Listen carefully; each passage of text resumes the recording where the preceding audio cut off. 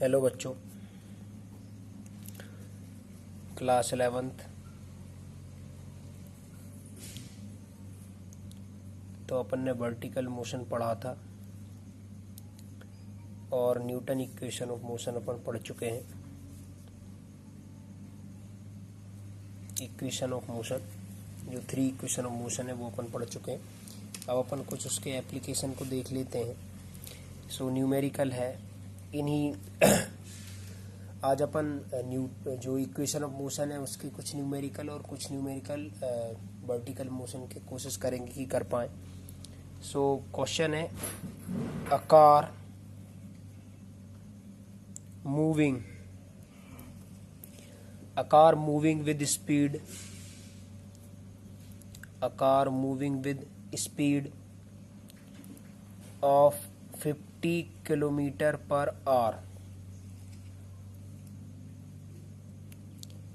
can be stopped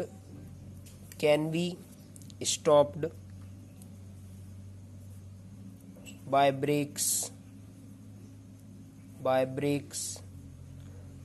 after covering 6 meter. What will be the minimum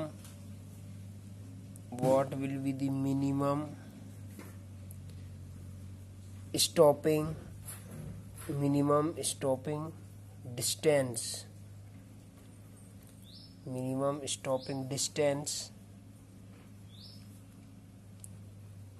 if the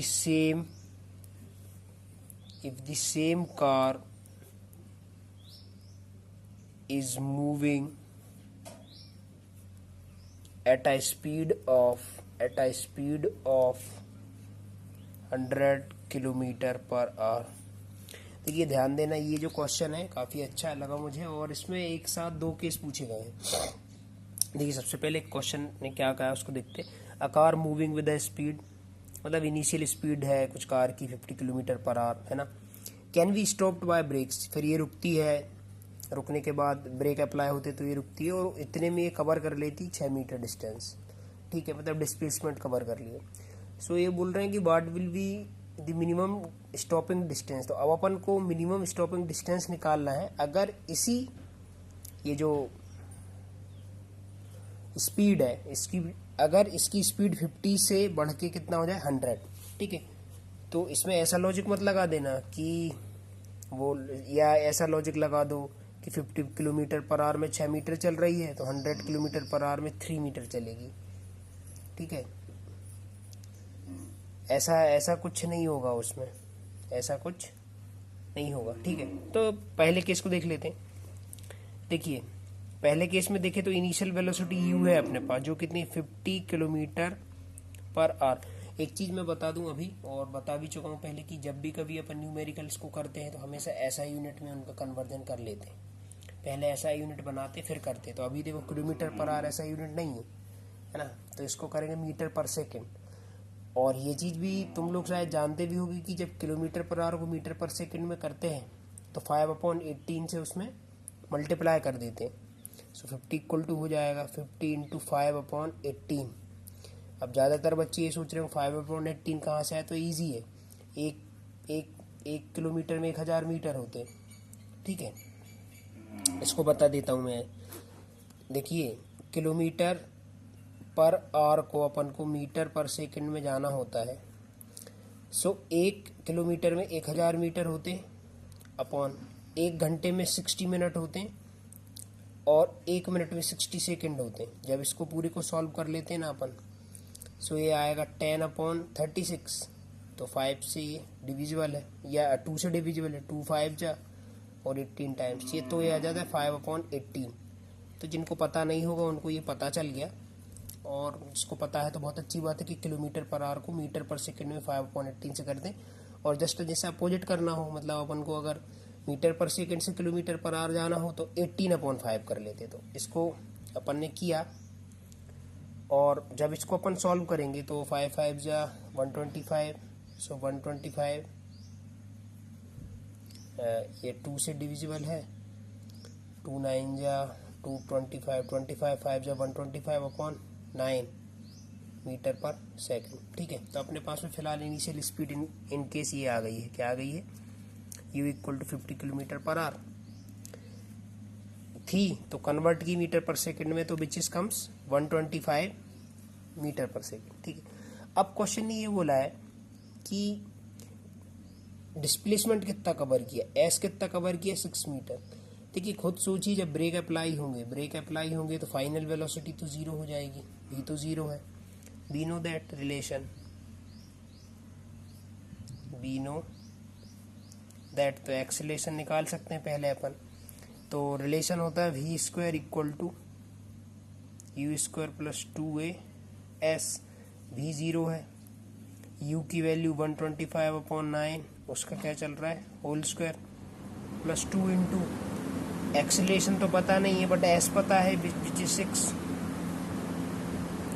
ठीक है, कुछ इस तरीके से यहाँ से a फाइंड कर लेंगे अपन, तो a फाइंड करेंगे तो ये इसको इस तरफ लेके आते हैं अपन। ठीक है, ये हो जाएगा 125 इंटू 125 अपॉन 81 है ना, और नेगेटिव में इंटू में ये हो जाएगा 6 2 जा 12, या इसको ऐसा कर लो 6 2 जा 12 ए हो जाएगा, समझ रहे हो ना। अरे इस पूरी टर्म को इस तरफ आएंगे नेगेटिव में, तो इसको ओपन कर दिया, ये तो 125 अपॉन 9 का होल स्क्वायर, तो ये सीधा कर दिया मैंने, 9 9 जा 81 और ये दोनों को लिख लिया, और ये 6 2 जा 12 ए। अब ए की वैल्यू को अपन जब सॉल्व करेंगे, एक काम करो 12 को नीचे ले आओ, तो a should be equal to negative of 125 into 125 upon 81 into 12, 81 into 12, तो 3 से तो डिविजिबल नहीं है, अप्रोक्सीमेटली देखिए 5 से नहीं हो रहा, ये भी डिविजिबल। एक काम करते हैं, जब प्रोसेस समझे तो अगर इसको अपन सॉल्व करेंगे तो ए की जो वैल्यू है ना, ए की वैल्यू आती है -16.27 मीटर पर सेकंड स्क्वायर।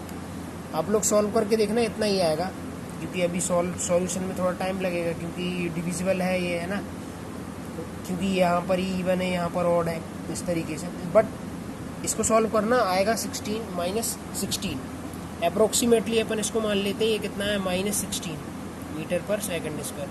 अब यहाँ पर एक चीज़ देखने लायक है कि जो एक्सीलरेशन है ना, वो क्या आ रहा है, नेगेटिव आ रहा है एक्सीलरेशन। देखिए ये चीज़ मैंने क्लास में बताई भी थी कि नेगेटिव एक्सीलरेशन का मतलब ये होता है कि हाई स्पीड में चल रही कार में ब्रेक, मतलब ये रिटार्डेशन है, इसको अपन रिटार्डेशन कहते हैं, बॉडी रुकी है, रिटार्डेशन है। इट इज़ ऑल्सो एक्सीलरेशन ही है, बट ये चूँकि अपन इसको स्पीड में बढ़ा नहीं रहे, ये कमा है, तो ये होता है रिटार्डेशन, ये होता है रिटार्डेशन। चलिए अपना इतना काम हो गया। पहले केस के लिए अपन ने क्या निकाल लिया, पहले केस के लिए अपन ने एक्सीलरेशन निकाल ली, और जब अपन ने एक्सीलरेशन निकाल लिया तो फिर तो चीज़ें आसान हैं, फिर चीज़ें ऐसे आसान हैं कि अब अपने पास में, अब उसने बोला कि अगर अब स्पीड को 100 किलोमीटर करें, सेकेंड केस यहाँ लिखता हूँ, सेकेंड केस, तो सेकेंड केस में इनिशियल स्पीड हो जाएगी 100 मीटर किलोमीटर पर, और इसको बदल लें तो 100 इंटू 5/18, 100 इंटू 5/18, तो ये हो जाएगा 2 9 जा, और ये हो जाएगा 5 टाइम्स 5 5 जा 25, तो हो जाएगा 250/9 मीटर पर सेकेंड। ठीक है, इस केस में इनिशियल वेलोसिटी इतनी है, फाइनल तो जीरो ही थी, जीरो ही रहेगी, बट एक्सीलरेशन है अपने पास में, एक्सीलरेशन कितना है -16। ठीक है, क्योंकि निकाल लिया अपन ने। अच्छा, इसके साथ में अपने पास में -16 metre per second square, but इसके साथ में अपन को पता क्या करना है कि मिनिमम डिस्टेंस, मतलब डिस्प्लेसमेंट पता करना है। अब ये कंफ्यूजन होता है कि 3 इक्वेशन ऑफ मोशन है, कौन सी लगाएं अपन, तो मेरे हिसाब से इसमें जब अपन को फाइंड करना, तो वेरिएबल अपने पास में u है, a है, तो अपन सबसे अच्छा ये रहेगा कि v square equal to u square plus 2as लगा लेते हैं, 2as, क्योंकि इसमें v अपने पास 0 है। ठीक है, एक वेरिएबल कम हो जाएगा, 0 equal to u square, u कितना है 100 का स्क्वायर, प्लस 2, ए कितना है -16, एस कितना है फाइंड करना है, ठीक है। तो देखिए इस तरफ आके हो जाएगा 10,000 माइनस का इक्वल टू 32 माइनस के इंटू एस, ठीक है। माइनस से minus cancel, so s equal to हो जाएगा यू स्क्वायर प्लस 2a है। एक्चुअली यू की जो वैल्यू है ना 250/9 है, 250/9, ठीक है। सो 250/9 को कर लेते हैं, वैल्यूज पुट की ना, यू की वैल्यू 250/9 मीटर पर सेकेंड में, तो ये हो जाएगा अपना, देखिए इसको इस तरफ ला रहा हूँ तो ये माइनस का 250/9 का होल स्क्वायर इक्वल टू क्या चलेगा 16 2 32, माइनस का 32 एस इंटू में डिस्प्लेसमेंट। इस पूरे को अपन सॉल्व करेंगे, सो एस इक्वल टू आएगा, ये तो माइनस और माइनस प्लस हो जाएगा, सो ये हो जाएगा 250 इंटू 250 अपॉन 81 इंटू 32। इस पूरे को सॉल्व करने के बाद में जो अपने पास में डिस्प्लेसमेंट आता है वो अप्रोक्सीमेटली 24 मीटर आता है। इसको सॉल्व करके देख लेना, आ जाएगा। देखिए सिंपल मैथमेटिक्स आपको ही सॉल्व करनी है एग्जाम में, चाहे कंपटीशन हो या नॉर्मल ही हो। एनसीईआरटी का क्वेश्चन था, ये काफ़ी अच्छा लगा। बट प्रोसेस क्या है, प्रोसेस इम्पोर्टेंट है। प्रोसेस इम्पोर्टेंट है कि क्वेश्चन में अप्रोच कैसे करना है, क्वेश्चन में कौन सा वाला फॉर्मूला पुट करना है इक्वेशन ऑफ मोशन का, इस तरीके से। सो इक्वेशन ऑफ मोशन पर बेस्ड एक क्वेश्चन था जो अपन ने किया, इसको एक बार चेक और करना अच्छे से पढ़ के, तो समझ में और आएगा। अब इसके बाद में एक टॉपिक और है, जो है रिलेटिव वेलोसिटी का, तो अपन थोड़ा उसको और देख लेते हैं।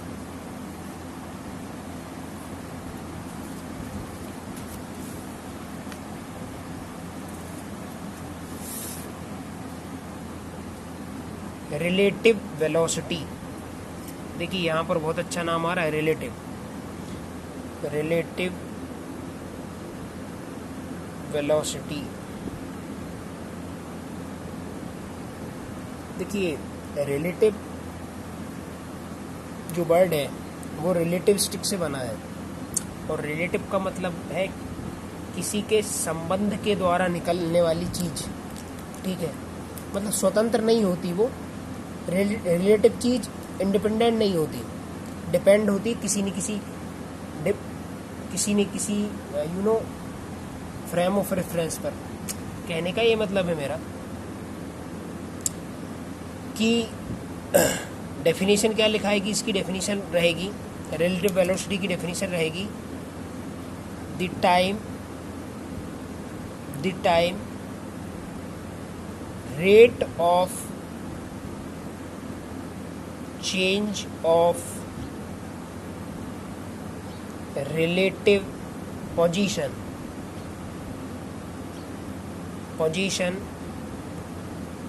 of one object with respect to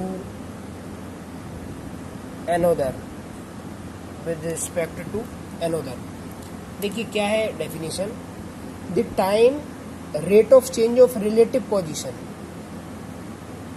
अगर कोई पर्टिकुलर ऑब्जेक्ट है जो अपनी पोजीशन को चेंज कर रहा है, लेकिन किसके रिस्पेक्ट में, किसी एनोदर ऑब्जेक्ट के, तो उसे अपन रिलेटिव वेलोसिटी कहते हैं। थोड़ा आगे और पढ़ेंगे तो चीजें समझ में आएगी। जैसे मान लेते हैं if object A, let if object A is moving, मान रहे ऑब्जेक्ट A है, ये ऑब्जेक्ट A है, is moving with velocity VA, अपन मान रहे इसकी वेलोसिटी VA है, ठीक है। और ऐसे ही मानते हैं and another object B v कोई अनदर ऑब्जेक्ट है जिसकी वेलोसिटी भी v है, another object b with velocity v, ठीक है, इस तरीके से। अब अगर अपन velocity of object a relative to object b निकालेंगे, velocity of object a, velocity of object a relative to object b is given by, तो क्या निकल के आएगी, velocity of A B equal to होगा velocity of A minus velocity of B. इस चीज को समझना कि velocity of object A respect to B is equal to V A minus V B. और अगर इसी को अपन जस्ट अपोजिट करें दैट मीन्स इसको लिखें velocity of object B relative to object A, just opposite किया, velocity of object B respect to object A. तो इसको कैसे लिखेंगे, V B A equal to V B minus V A, इस तरीके से। तो थोड़ा सा इसमें एक ट्रिक लगा सकते हैं ऐसा कि जैसे भी ए बी है तो ए माइनस बी होगा, बी ए है तो बी माइनस ए होगा। इस तरीके से भी इसको थोड़ा सा लर्न कर सकते हैं, याद कर सकते हैं, ठीक है। तो यहाँ पर ये होती है एक छोटा सा कंसेप्ट था रिलेटिव वेलोसिटी का, तो वो मैंने बताया। तो इस तरीके से अपन ने आज एक न्यूमेरिकल किया और एक रिलेटिव वेलोसिटी किया। इसको नोट्स में लिख लेना आप सब लोग, नोट्स में हेडिंग डालना रिलेटिव वेलोसिटी, इसकी डायरेक्ट डेफिनेशन लिखना और इस तरीके से इतना लिख लेना। तो आज के लिए इतना काफ़ी है, बाकी बाद में करते हैं, ठीक है। Thank you.